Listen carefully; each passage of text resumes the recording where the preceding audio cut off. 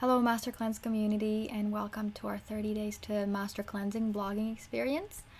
And today I would like to talk about something that's linked to my last video. In my last video, I was talking about emotional body and releasing and let it go, and how actually that can affect what's happening to our physical body. And a lot of times in my life coaching practice, I see it connected to weight loss, and a lot of people struggle with weight loss, and a lot of people actually go do the master cleanse in hope to lose the weight that they've been trying to lose in many other ways, and it's becoming really frustrating and hard for them. Or they just do it because it's quite extreme, and the thought of not eating certainly gives you the idea that you will have to lose weight. And most people do. There's some that actually don't. And in the book The Complete Master Cleanse, Tom Willishin actually talks about your body going through a process during the master cleanse where it eventually settles at its perfect weight.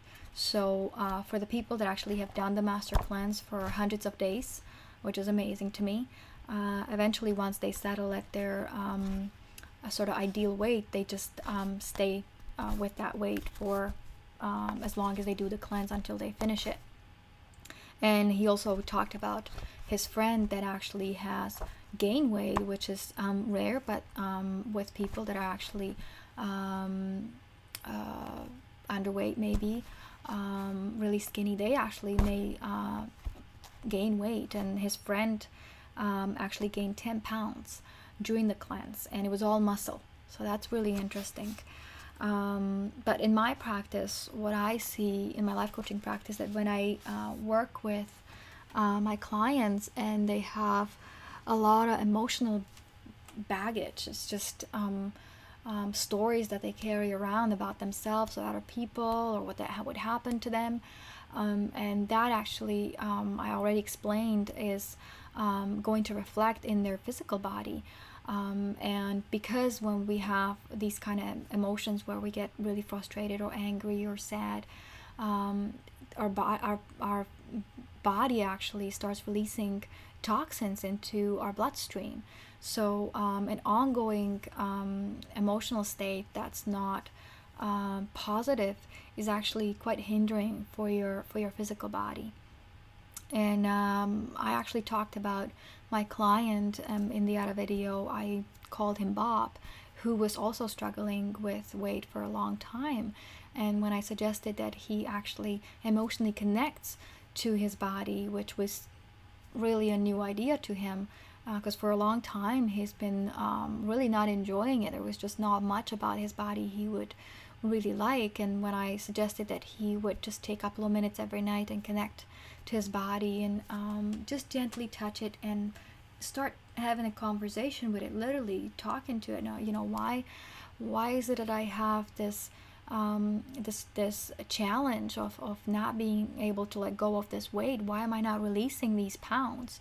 What is going on? And when I talked to him a little bit more, I realized that he carries a lot of defensiveness around all the time. He's been hurt a lot of times in life, and he's always ready to defend himself just in case somebody's gonna hurt him, even though most people weren't out to harm him at all. But he would just have this defending mechanism up all the time. And so I asked him to go and release it, because he doesn't really need it anymore.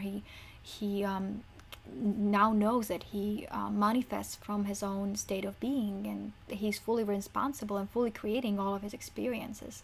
So when he did the process, at the end of the week, he called me, we talked, and he said, the first time I really did it and connected to my body and went through the process, after I was done, the first thing I had to do, I had to go run for the bathroom. So he had the instant reaction that his body had to the process.